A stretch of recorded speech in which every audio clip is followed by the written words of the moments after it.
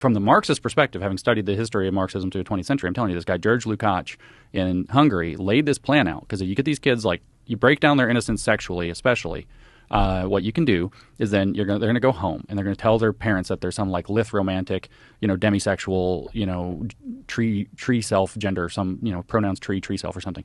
And the parents are going to be like, what? And they're going to be like, Mom, you just don't understand, So that you separate the younger generation from the older generations. You get them to break away and think that they're old fogies, that they're repressive. You don't want me to be my true self, etc. The goal is actually to destabilize the kid's identity so that they're groomable. That's identity without an essence in queer theory.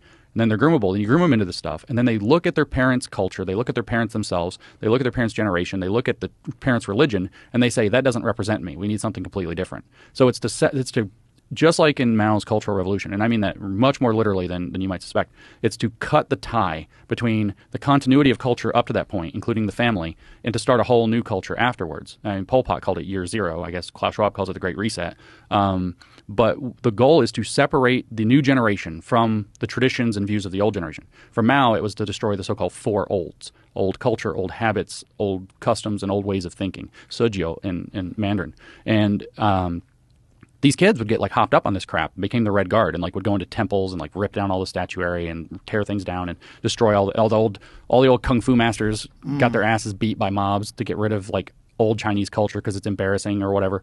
There's all Chinese medicine, of course, and you can say, well, that stuff was bullshit. It probably needed it. But it doesn't matter. There's like destroy the old culture, and they would go home and they eventually got to where they're beating their parents, they were beating their teachers that were considered reactionaries, instead of being in favor of the Chinese Cultural Revolution.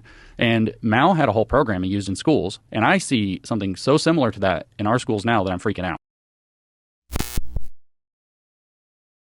This is Charlie Kirk, founder and CEO of Turning Point USA. If you liked this video, be sure to subscribe to our YouTube channel at Turning Point USA.